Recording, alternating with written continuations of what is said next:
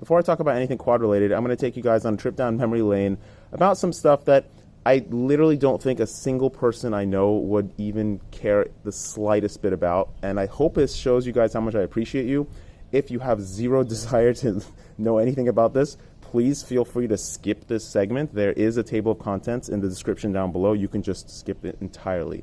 But I'm going to show you kind of the history of some of the stuff that I've worked on. So very early on when I was in dental school, we were required to get a pair of binocular glasses. So these are the binocular glasses that I use now, and they are a couple $1,000s, and the light is what's particularly interesting to me. So when I started dental school, it was in 2009 I started dental school, and when you start dental school, they just throw a whole bunch of stuff on you that you don't really expect. And these lights and glasses and everything were one of those things that they just forced you to get, even though you have no idea what you're doing.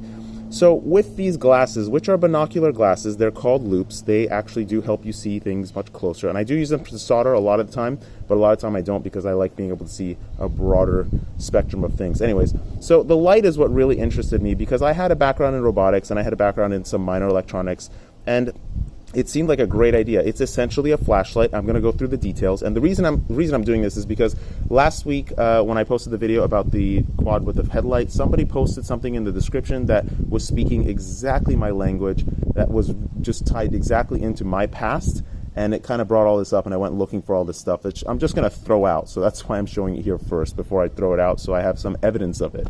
Anyways, so it's a flashlight product, and this is the part that's really surprising about this product. It's a flashlight that you wear on your head, and at the time in 2009, between 2007 and 2009, this product was sold for $2,000. It's a flashlight.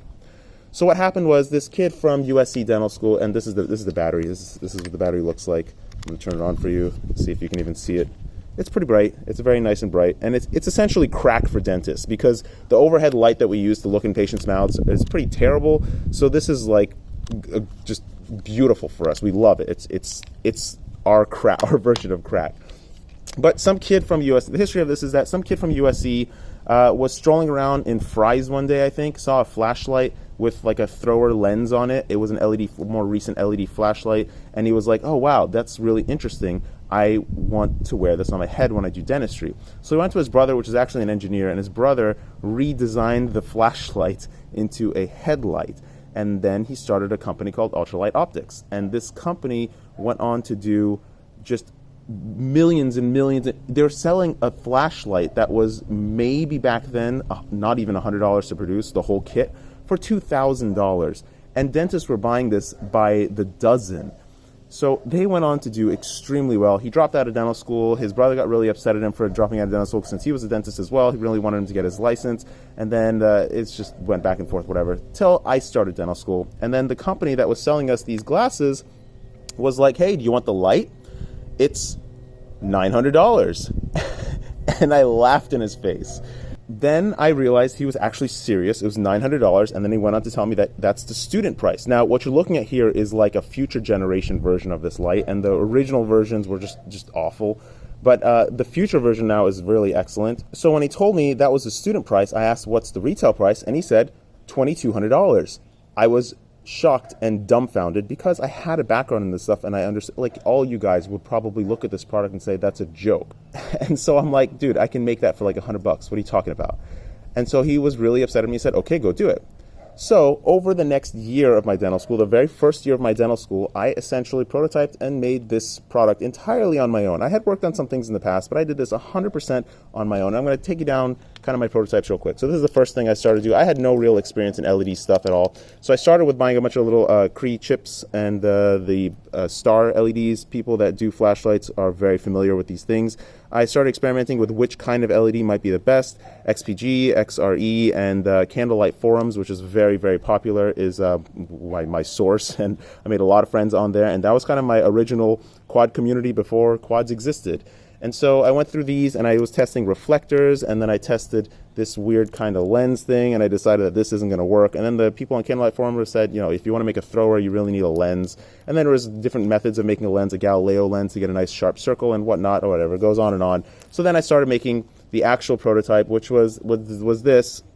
this, and I put the UCSF branding, my dental school's branding on there to kind of make it hype, because I was planning on selling this and essentially undercut the the other guys, which they would not be happy about. I already knew, but anyways, this is the culmination of all my prototyping. This was the very earliest prototype, this one, and I was using the wrong LED and the reflector in there, which I didn't know that I didn't need initially, and it was also too big. And then I made another version with the lens, and I was trying to make it a Galileo system, so it had a nice sharp border, like a nice ring, a solid circle of light instead of like a square. This is just the pattern of the LED.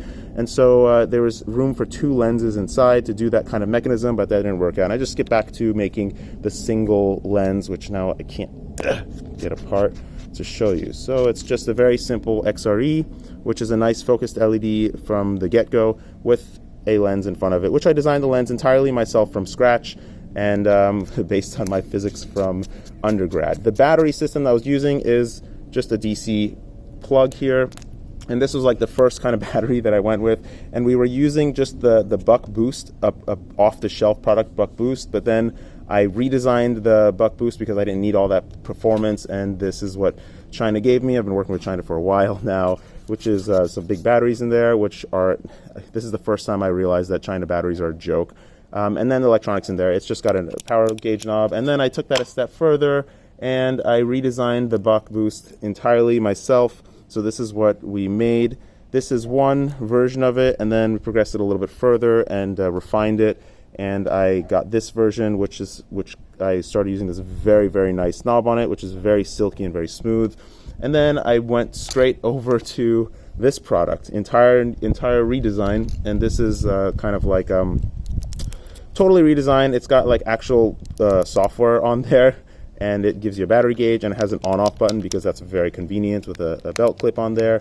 And it tells you, and you can change your brightness right here. You don't need to set it remembers your brightness. Whatever. I'm gonna go faster now.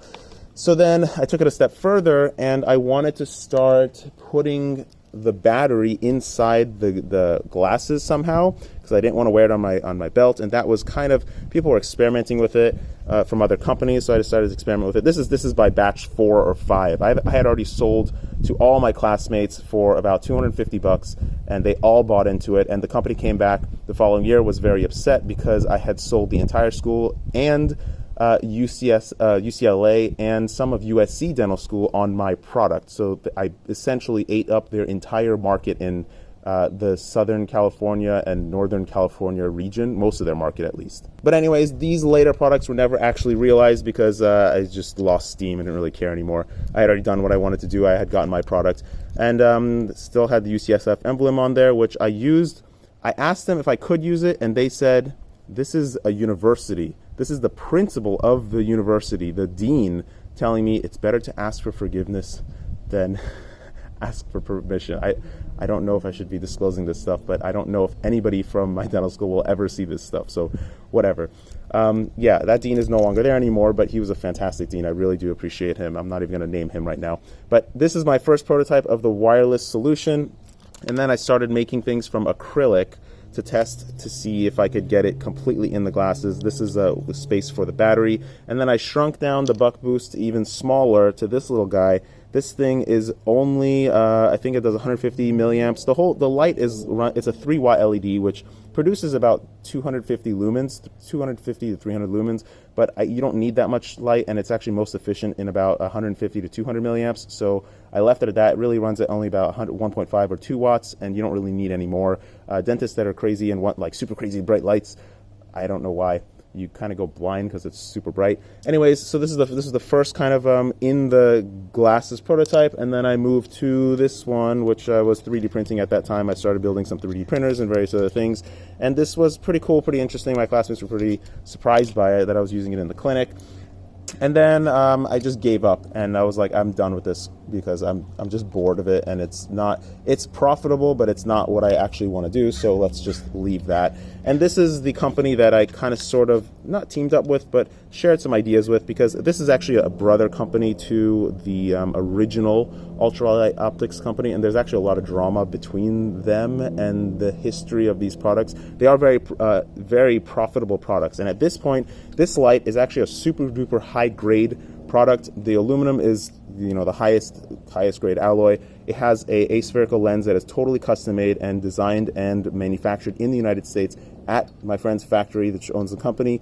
The wire is actually aircraft wire. If this wire breaks, planes fall out of the sky. So this stretch of wire, which is only about not even 3 feet long, costs about $20 just for the wire. The connector is very, very special as well. This connector does not break. I have not had a single one. We haven't had a single product break from anything other than user error, which they just like cut the wire by accident. The battery is something that I'm not fond of. I've told you this many times, but it's got a heat sensor in there to turn it on and off. I've been using it for a while, and I actually find it pretty convenient. The charger, unfortunately, is still not convenient. When I envisioned my battery more later in the process, I wanted a USB port and a USB charging system on there so that I can just charge it anywhere I am. And so I was just building my own battery packs, and I would put USB charge boards in there, which are these things. But then I stopped putting them in there because they kept burning out and breaking. So I just made them external. I'd make these little charge wires. And this is a more recent thing. I've been using this for about 2 years before I just switched over to the actual product, and I didn't even bother making them anymore. This is just an 18650 cell in there. It runs off, one cell, even though the LED can take more power than 3.7 is kind of the maximum. But with the buck boost and everything, never mind. I'm using a linear regulator in here that only does 100 AMC 7150. So it's a 350 milliamp regulator in there. It only does 350 milliamps. And so it's only about 70% brightness. And on-off switch, which I went through about a dozen to find an on-off switch that doesn't break every single time that I turn it on and off, or it only lasts about a week or 2 months. And so this system that I have is actually really robust. The battery lasts a long time. It's like a 20-hour battery, lasts forever seemingly. And charging it is pretty convenient, charges it pretty quickly. And yeah, that's that. So I hope this was interesting to you guys, but I'm just gonna move on from this now. If you watched it all, thank you so much. But next things.